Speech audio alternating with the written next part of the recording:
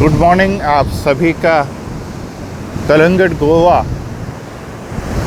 जो भारत का पश्चिमी किनारा है, वहाँ से मैं सुधीर चौहान स्वागत करता हूँ।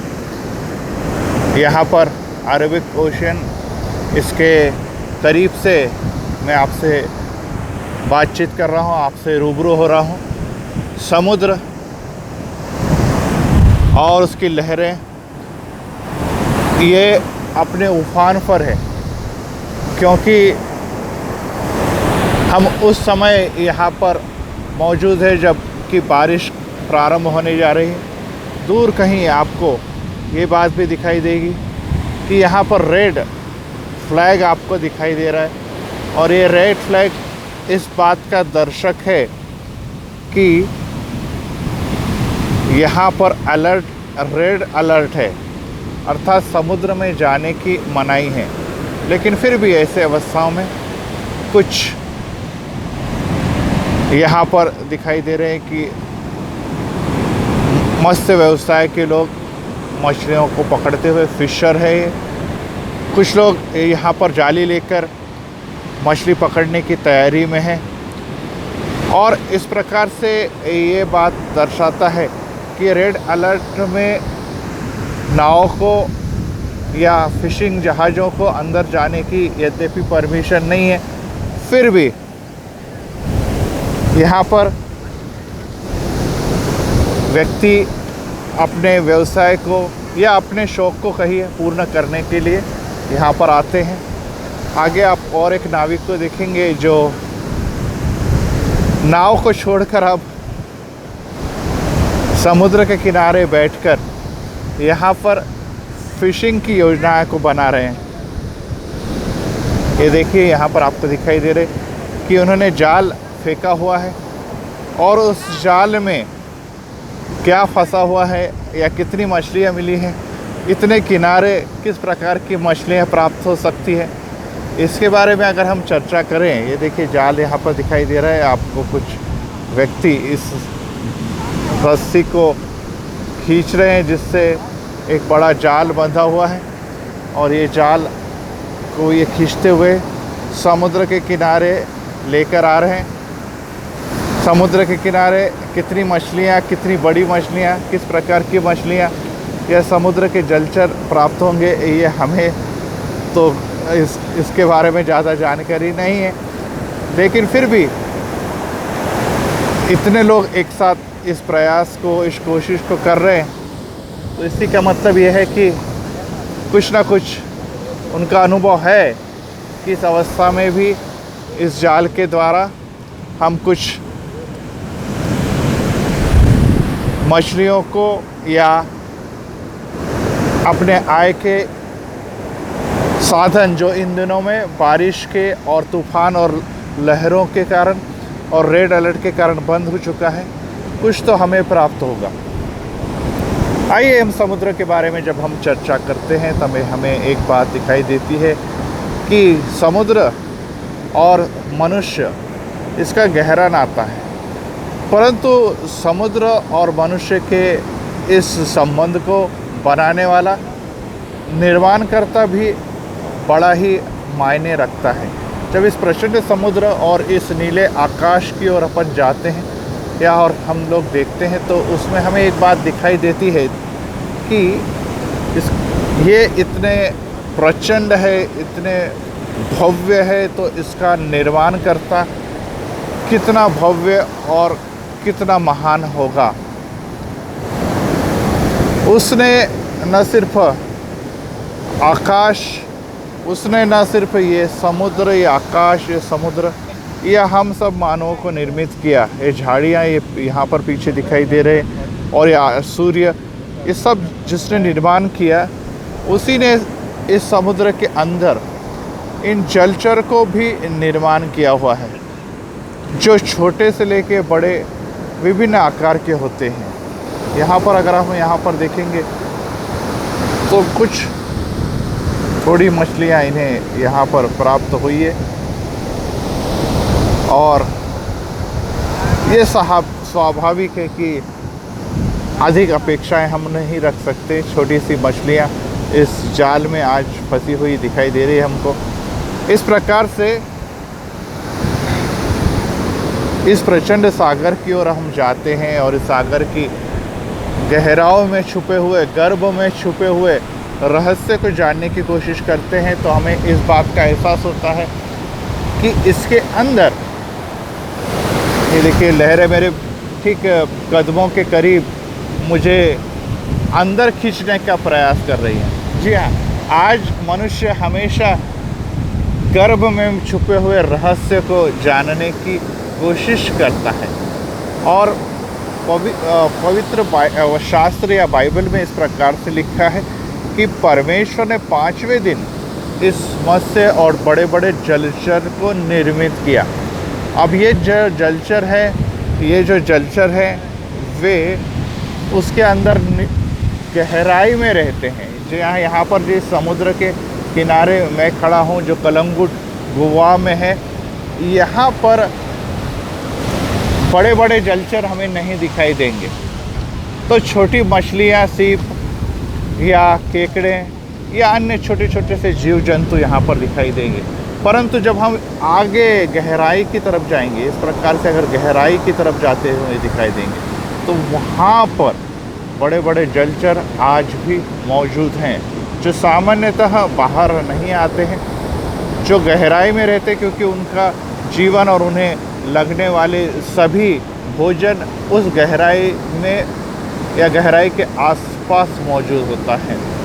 हम एक और जलचर के बारे में जो भव्य और प्रचंड था, बाइबल में इस प्रकार से पढ़ते हैं कि योना जब निनवे से तार्शीश की ओर भाग रहा था, तब हमें ये दिखाई देता है कि प्रभु यीशु मसीह ने या परमेश्वर ने उसे जिस कार्य के लिए भेजा था, उस कार्य को ठुकरा कर वो भाग रहा था। और वो कार्य था सुसमाचार सुनाना कि अगर आप पश्चाताप नहीं करेंगे तो आने वाले दिनों में परमेश्वर का क्रोध आप पर प्रकट होगा और इस शहर का तबाही में आपकी मृत्यु और शहर की मृत्यु और आपके सभी प्राणियों की मृत्यु ये तय है। और ऐसे अवस्था में जब वो इस परमेश्वर की योजना को ठुकरा कर भागने की कोशिश कर रहा है, तब हमें ये बात दिखाई देती है कि परमेश्वर अपने किसी भी सेवक को, किसी भी नुमाइंदे को, किसी भी चुने हुए व्यक्ति को यूँ ही भागने नहीं देता है, क्योंकि परमेश्वर ने हम सबको मोल देकर खरीदा हुआ है। हम उसकी दृष्टि से अमोल है। और ऐसे समय में वो जिस जहाज से यात्रा कर रहा है, उसे इस प्रकार की भयानक लहरों ने घेर लिया। यहाँ पर जो लहरें दिखा रही है वो भी भयानक है, परंतु समुद्र के या समुद्र के बीच की वो भयानक लहरें, लोग घबरा गए और ढूंढने लगे कि ऐसा कौन सा कारण है कि जिसके कारण आज हम यहाँ पर डूबे जा रहे हैं। और कारण उन्हें चिट्ठियों में प्राप्त होता है, और वो है कि एक बंदा है जो इस समस्या का या महासंकट का कारण है।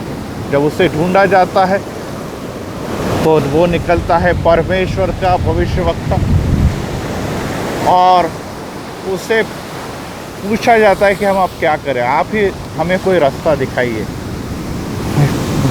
और रास्ता ये होता है कि वो कहता है कि मुझे इस पानी में फेंक दीजिए। जी हाँ, उसे पानी में फेंक देते हैं। अब उसे पता है कि पानी में लहरों में जहाँ पर जहाज भी नहीं टिक पा रहा है, वहाँ पर मैं बेबस व्यक्ति क्या टिकने वाला हूँ। मध्य समुद्र में मैं हूँ, मौत ये निश्चित है। परंतु परमेश्वर की योजनाएं अद्भुत होती है। देखिए, परमेश्वर ने ऐसा वहाँ पर बाइबल बताती है कि कार्य किया जो अद्भुत था, कि उसने इस प्रकार की एक बड़े मत्स्य को निर्मित किया जिसने योना को निगल लिया। उसके पेट में वो 3 दिन वो 3 रात रहा। देखिए, परमेश्वर हर जगह पर अपनी निर्मिति का उपयोग कर सकता है, लेकिन इन सब में वो सबसे महत्वपूर्ण निर्मिति अगर हम आकाश की तरफ देखें कितना भव्य विशाल है। अगर हम प्रचंड समुद्र की ओर देखें, ये भी अत्यंत प्रचंड है और हमारे आकलन के परे है। हम इस निसर्ग के इस जंगल या पर्वत को देखें, वे भी महान है, परंतु इन सब में श्रेष्ठ अगर कोई है तो वो है हम और आप मनुष्य। और हम और आप परमेश्वर की अगर निर्मित है तो हम परमेश्वर की योजनाओं से बंधे हुए भी हैं। और अगर हम परमेश्वर की योजना से बंधे हुए हैं तो हमें ये जान लेना है कि हमारा जीवन का उद्देश्य क्या है। उसके जीवन का एक प्रमुख उद्देश्य था उस गांव में जाए, उस शहर में जाए और जो पाप में घिरे हुए लोगों को उस पाप से मुक्ति के लिए पश्चाताप का संदेश सुनाए। पश्चाताप का संदेश सुनाते के बजाय उसने अपने को एक सुखी, आनंदमय, सुरक्षित ऐसे जीवन की ओर जाना योग्य समझा और वह निन्वे की अपेक्षा तार्शीश की ओर भागा। परंतु परमेश्वर ने अभी भी उसे नहीं छोड़ा था। समुद्र में फेंके जाने के बावजूद भी एक प्रचंड मत्स्य या मछली को उसने निर्माण किया जो उसे निगल गई। जी हाँ, परमेश्वर ने पृथ्वी के आरंभ में मनुष्य के पहले निर्मित किया था इस मत्स्य को। आज फिर से वही मत्स्य उस मनुष्य को निगलते हुए एक सुरक्षित स्थान पर पहुंचा देती है। और वो जब उस स्थान पर पहुंचता है उसे पता चलता है कि वो वही स्थान था या वही स्थान है जहां पर परमेश्वर ने उसे भेजा था। तो कई बार हमें ये समुद्र व समुद्र की लहरें, जीवन व जीवन के सब तकलीफ़ें और दुख ये बात को बताती है कि परमेश्वर ने जो हमारे लिए स्थान सोचा है, परमेश्वर ने अगर हमें चुना है तो वो हमें नहीं छोड़ेगा और वो किसी न किसी प्रकार से हम सबको एक अवसर देगा कि जिसके द्वारा हम सब ये बात तय करें, सोचें और उस कार्य के लिए तैयार हो जाएं जो परमेश्वर ने हमें हमारे लिए नियोजित किया है। आज फिर से योना उसी शहर के मुकाम पर पहुंच गया। अब की बार वो खुद को रोक न सका क्योंकि उसे पता है कि परमेश्वर उसे छोड़ने वाला नहीं है। परमेश्वर जिस कार्य के लिए हम और आपको चुन लेता है वो कार्य करने के लिए हमें लगातार प्रेरणा देता है। संकट आती हैं, समस्या आते हैं, हमारे मन में अलग अलग प्रकार के विचार आते हैं और वो विचार ये होते हैं कि हम ये कार्य कर पाएंगे या नहीं कर पाएंगे। जैसे योना को लग रहा था हम उस कार्य के लायक है या नहीं, इसके बारे में योना सोच रहा था। परंतु हम कई बार भूल जाते हैं इस समुद्र के निर्माण करता, इस आकाश का निर्माण करता, इस सभी सौंदर्य और इस महान सृष्टि का निर्माण करता के लिए के द्वारा प्रायोजित कार्य हम कर रहे हैं। और अगर ये कार्य हम कर रहे हैं तो सहायता भी वही हमें देने वाला है, प्रोवाइड करने वाला है। और अंत यही होता है कि जब वो उस शहर में पहुंचता है वहाँ पर वो उस कार्य में यशस्वी हो जाता है क्योंकि